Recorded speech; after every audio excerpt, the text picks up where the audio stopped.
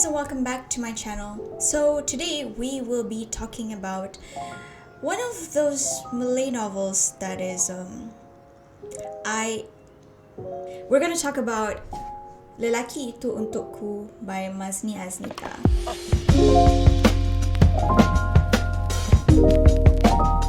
So I would like to state off the bat that I only enjoy or like 80% of the story.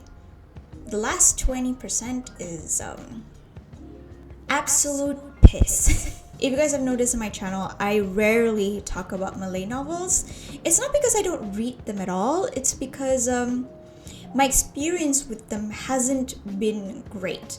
I did, however, have fond memories of novels from publications like PTS. Is like the only publication that I can recall that gives me good vibes. I still think they hold up to this day quality wise, but on one hand you have novels like this. So I want to review this book as a selection for konten bertema for January, which is reaction. Based on what BookTube Malaysia has already established, it is about our self-reflection, our planning, what is our reaction, what is our action towards transformation, because the main character goes through a lot of transformation process. So I think this really fits with that. One of my last video was about Malay novel book covers, and I talk about how shit they are. Let's talk about this for a while. I read this book from start to finish. I still don't understand what is the significance of the fork and spoon. Is it because the two characters often went to a resort? Is that it? Or is it because the guy cooks in like one scene in like the final parts of the book? Is that significant enough for you to put it as a cover? I actually found out about this book not from the book itself.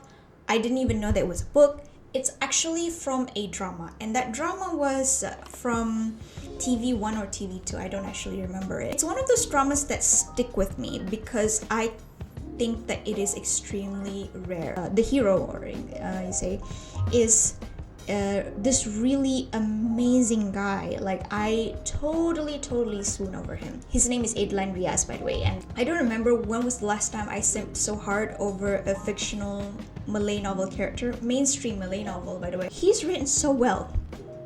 Everyone else wasn't. More about him later, okay? So Lelaki Itu Untukku translate to that man is for me, or he is meant for me, tells the story of Orked. Orked is a troubled child because she has a very troubled and distant relationship with her father, and she couldn't understand why her father is ignoring her until she met Idlan Riyaz, who is her stepbrother, and he makes it his sole mission to change Orked into a better person. So Orked and Idlan's relationship continues to grow. They start off as friends, but then they slowly becomes attracted towards each other, and then realizing that they're in love with each other. And on one hand, her stepbrother seems to be hiding something. He can disappear for days, and then there's this woman that she dumped recently for no particular reason. In the midst of their relationship, they also met with Emery, who is Idlan Riyaz's best friend, who fell for Orked. And in the process, Orked also finds out the true reason why her father has been distant with her. And a lot of family revelations, a lot of heartbreaks, and a lot of tears, because there are some sad moments in this book. However, my tears immediately turns to frustration because this book ended up sucking. Let's talk about all the minor, well, not to say that, is like the minor cons of this book. There are some subplots that are extremely irrelevant. It's just one of those things that will lead to Orked's birth secret, but it doesn't feel like it's relevant to the whole picture of the story. Even that, it doesn't feel like it is, you should make it that complicated. It should just be, oh, I met this guy, and then, that guy's just happened to be this person. But then they also set up how this guy is like this other person's like future stepdad, and then like the reason why the parents is marrying and he's getting a stepdad is because of like some other family obligation and stuff. It makes the book unnecessarily thick. You could get rid of a chunk of the book and it still wouldn't feel anything. Another complaint is that Orchid can be a bit bratty to the point where I feel like she's annoying.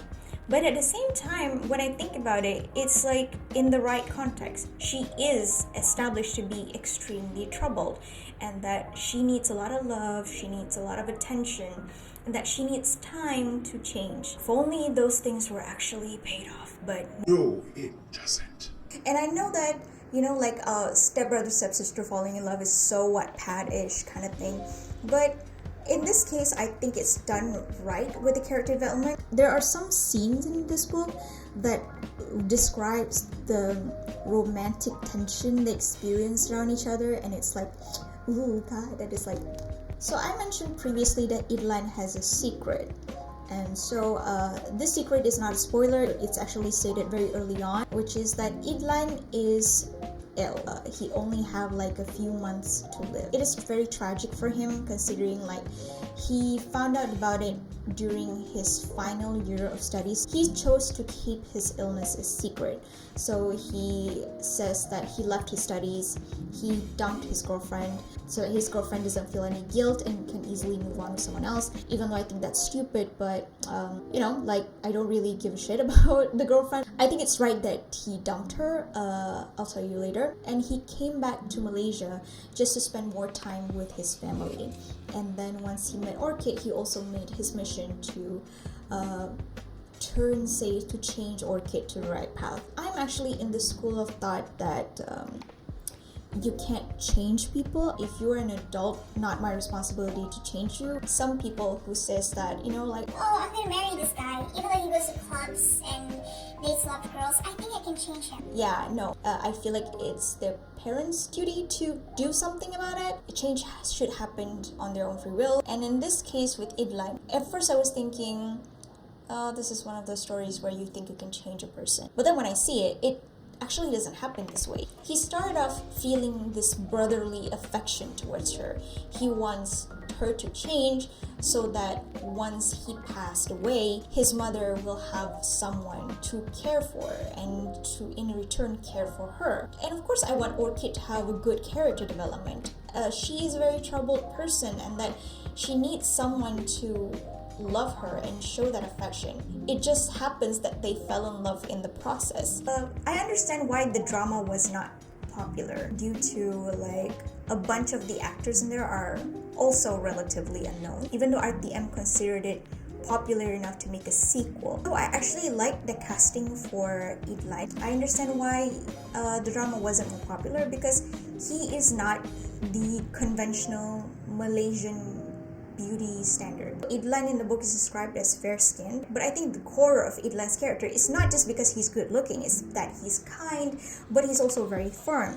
And I think that Azam Pit, the actor, actually did a good job with Idlan. Orchid, because when she's still in her bratty stage, she tests him a lot, and Idlan's like, I'm not having any of this. I know that you're my stepsister, and I know I've been kind to you, but don't cross the limits. And I can respect that, because a lot of, not just in books though, in dramas also, I've seen a lot of these male characters that are just super nice to the point where, are you an idiot? And they always have a soft spot for the female lead. Everyone should have a little bit of restraint and some standards. Some self-respect.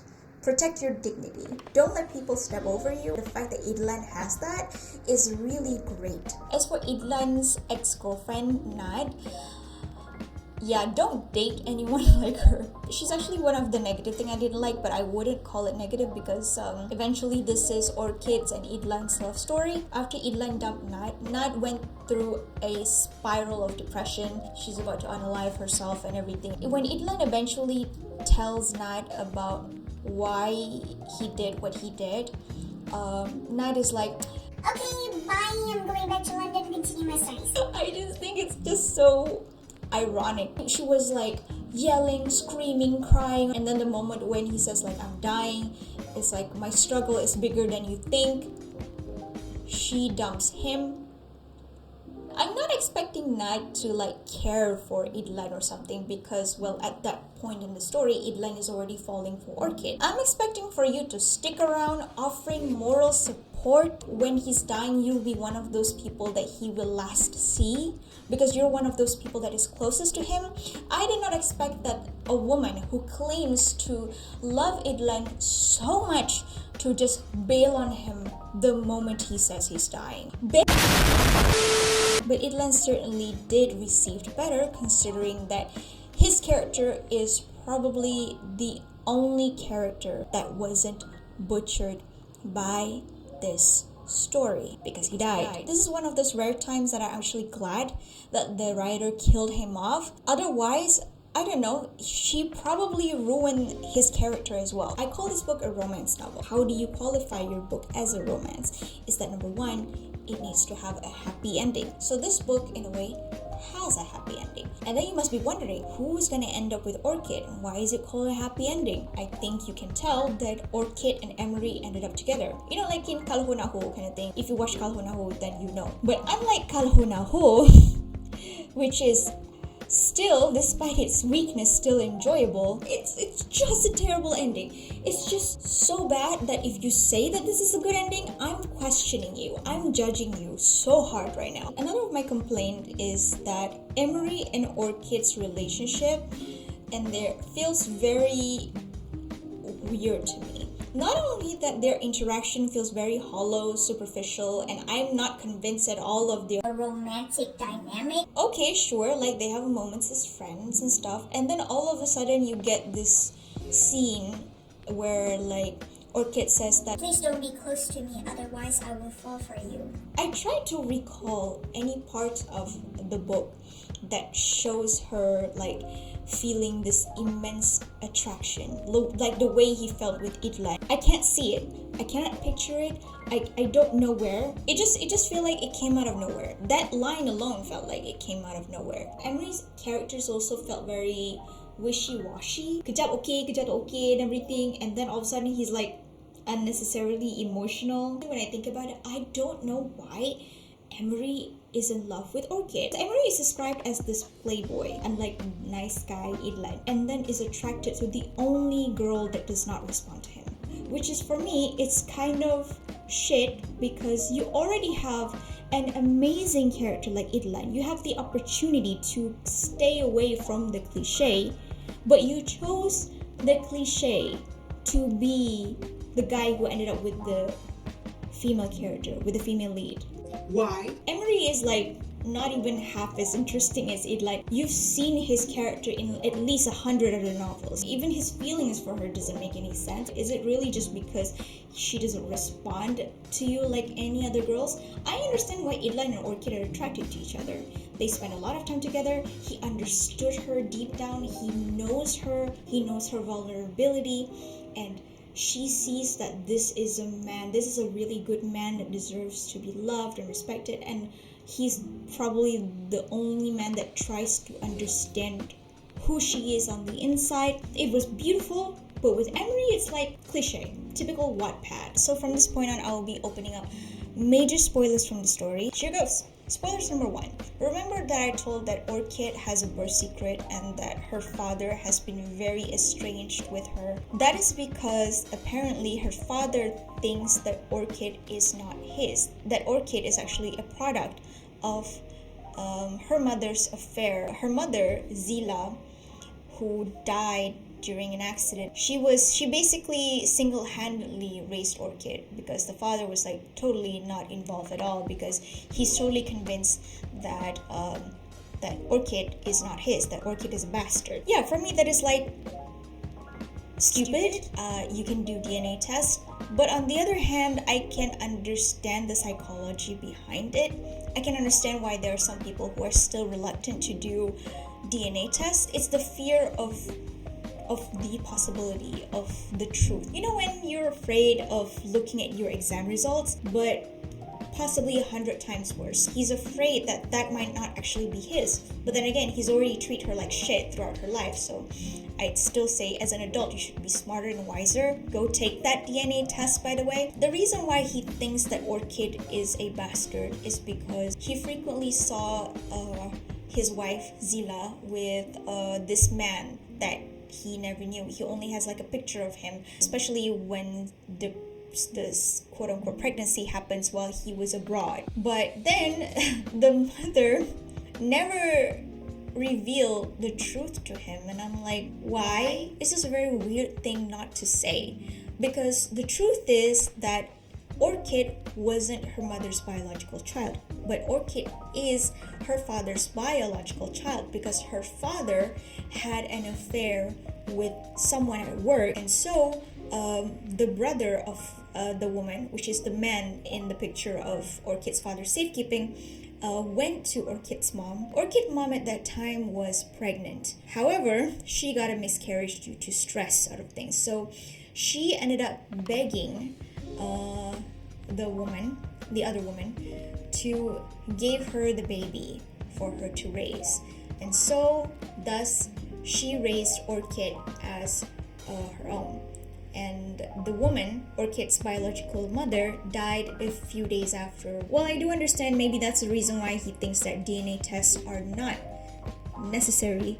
I still think that DNA test is very necessary to just make things clear, not because of your shitty assumption. I have a conspiracy theory when it comes to Orked's mom. Even though like she is said to be like this angel of a woman, like a woman that it just want to protect her husband's pride, willing to raise a child that wasn't even hers. I think Zila purposefully keep it a secret because she wants to see Orked suffer. She knows that Orked's father despised her due to his own misled conclusion. And thus, she wants to use this as an opportunity for revenge for her husband and the woman that he had an affair with by torturing their child. So Orked is a necessary victim. The true villain of the story is actually Zila for hiding it all, because the story says that she forgives her husband. But I just don't understand, why couldn't you just tell your husband, yo, this baby is yours because you had an affair behind my back, and I forgive you because I love you, because I want to protect this child. I lost a baby because of your affair. You better treat me right. Why did she keep it a secret? There's no point for her to keep it a secret. It is such a stupid excuse. If that is innocence, I call bullshit. That is calculating. That is a woman that has been planning this from day one. Orked has been poorly treated by her own biological father because this one stupid truth just couldn't come out. I genuinely think that this is just a plan for Zila to torture both father and daughter while also maintaining her saintly reputation, which is the reason why I find it very sickening when everyone started praising Zila for being the perfect wife, for being the perfect mother. I think that is all a ruse. It's all a charade. It's pretense. Let's talk about the shitty ending. Oh my god. When I watched the ending of the drama, I thought that the book was gonna be better. I did not expect the ending of the book to be worse.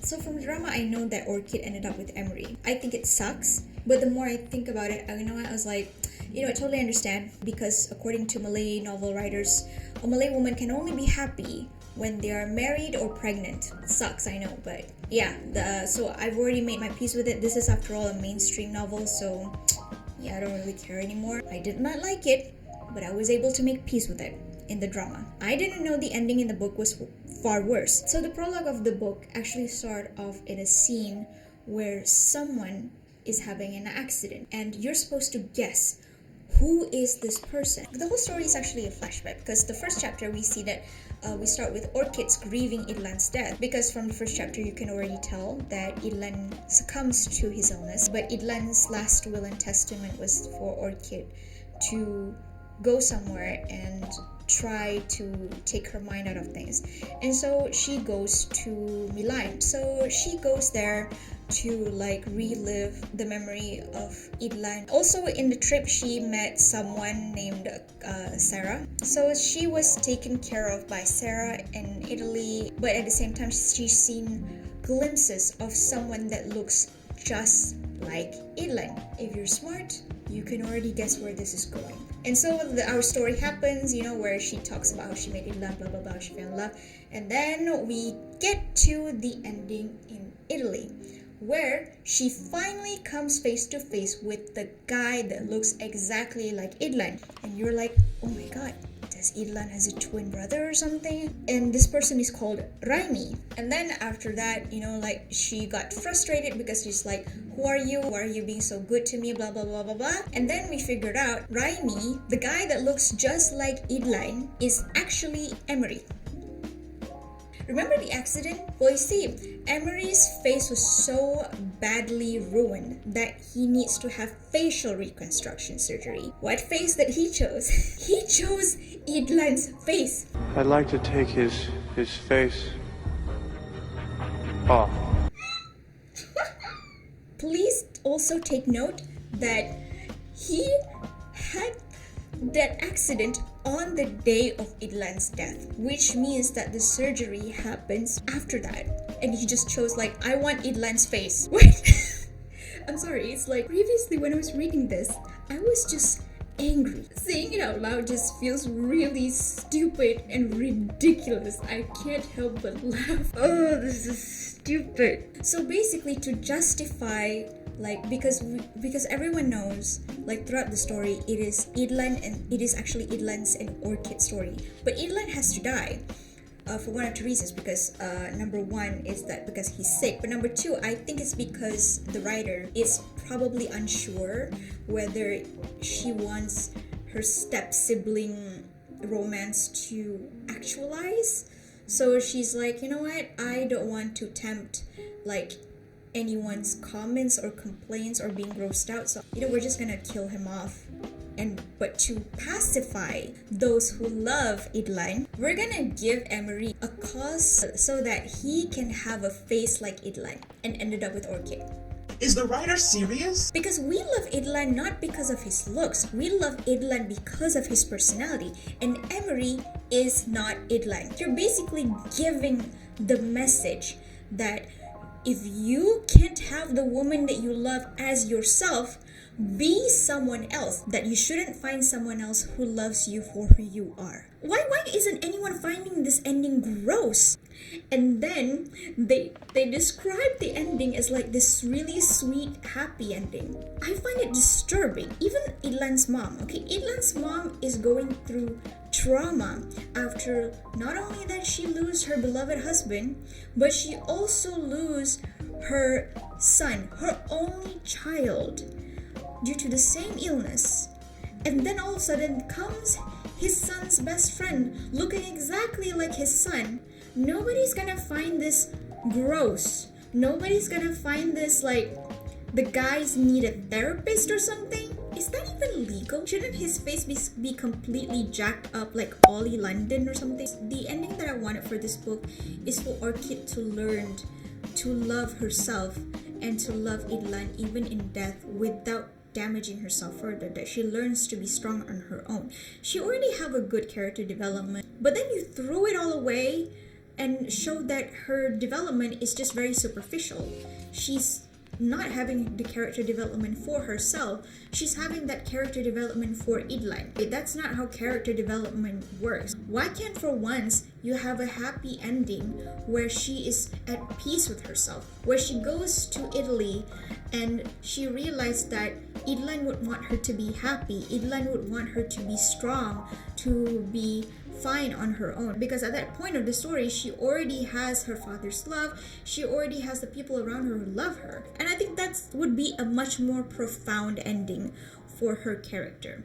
And that Emery should also learn to respect that you cannot always get everything in life, and that you just need to accept the fact that this girl does not love you. It would be so shit, after all the plastic surgery, Orchid would be like so grossed out, which it should happen. That is really psychotic behavior, which is why that I'm gonna let the story to rest. But of course, before that, let's talk about the sequel. The sequel actually continues of Emery and Orchid's life after marriage, and that, you know, Emery somehow feels that he still couldn't live up to Idlan, and that Orchid still thinks about Idlan, and so Emery has an affair. If it's not enough that they butcher character developments from the first one, they actually massacred all characters, every single character, including the supporting one. Emery was already, like, for me, not a very great character whatsoever, but in here he goes from not good to absolute piss.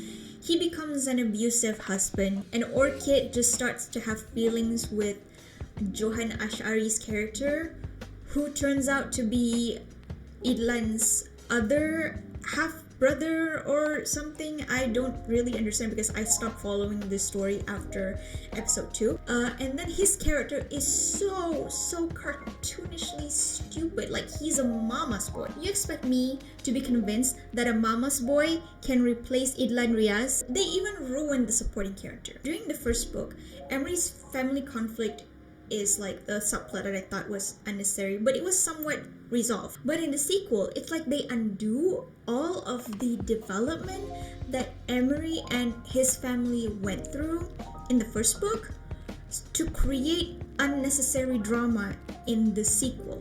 I don't understand why you're doing this. I think it sucks. I think it's just a half-assed attempt at money laundering. Thank you very much. Unfortunately, while this book really fits in with the theme of konten bertema, or reaction and transformation, this unfortunately falls very flat because it sucks. So yeah, that is all that I have to say about this very shitty book that unfortunately started off good but becomes totally suck at the end. Thank you guys so much for watching, and I will see you guys in the next one.